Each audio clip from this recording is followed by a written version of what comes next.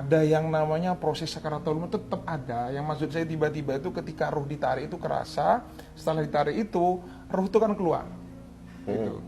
Jadi proses bagaimana sakaratul maut itu yang saya rasakan itu dari kaki. Ditarik dari kaki. Dan rasa sakitnya itu, sakaratul maut itu seperti badan kita ditebas atau diiris-iris dengan ratusan pedang.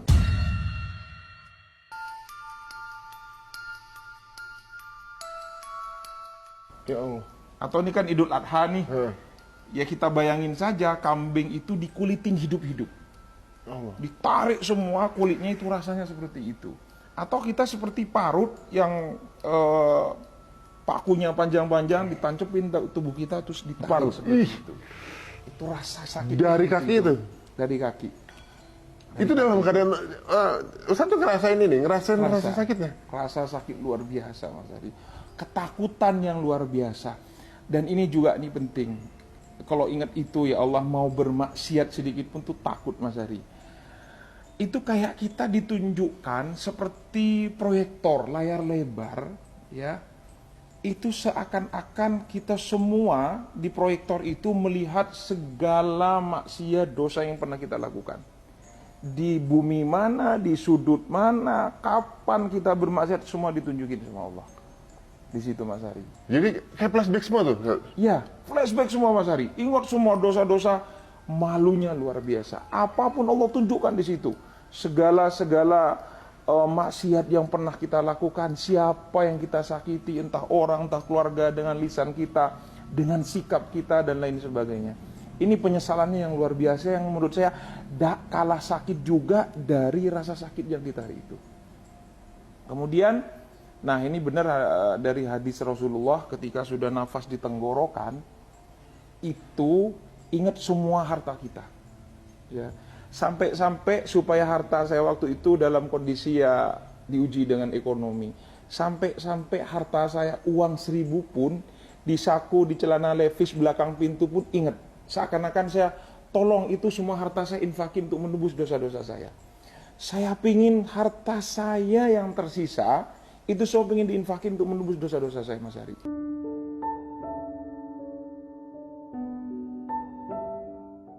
Itu ketika sudah nafas rasanya sudah di sini.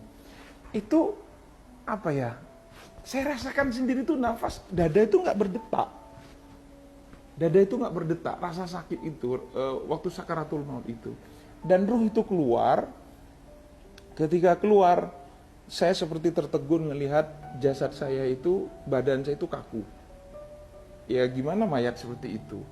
Nah itulah ternyata ketakutan itu bukan cuma ketika proses sakaratul maut, sampai ruh pun keluar, itu juga ada rasa ketakutan yang luar biasa.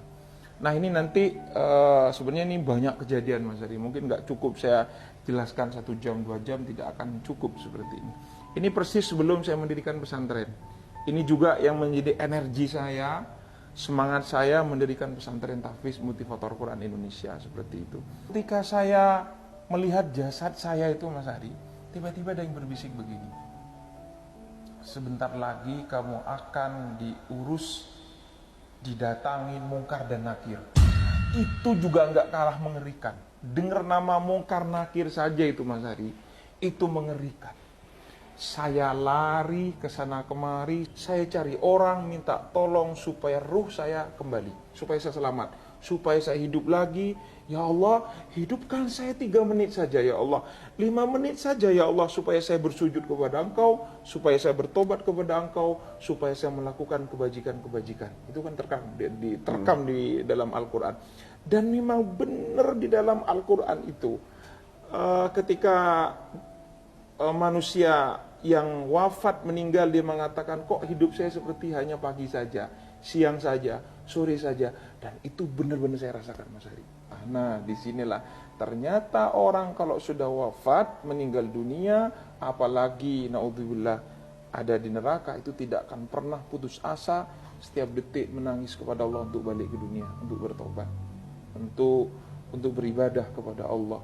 Jadi kalau ingat itu Mas Ari, ini yang saya takutkan. Naudzubillah, saya selalu hati-hati supaya lisan saya, sikap saya itu tidak nyakitin orang sedikit pun. Mas Ari. Mereka tuh, Ustadz kan sendiri duduk ya. Mereka nggak ada yang sadar kalau Ustadz lagi. Iya, nggak ada yang sadar. Disangka Ustadz Masih di kamar istirahat. aja. Iya, di kamar saja kayak gitu. Dan ini lagi Mas Ari, penting punya anak yang soleh-soleha.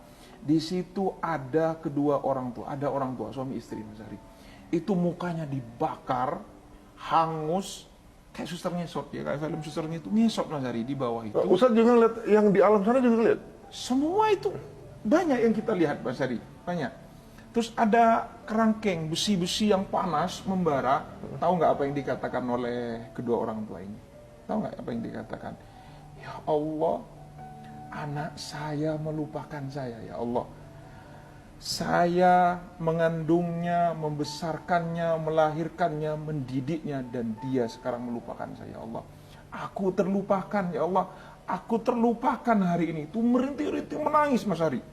Nggak didoain gitu. Nggak didoain sama anaknya. Mungkin anaknya juga bermaksiat di dunia.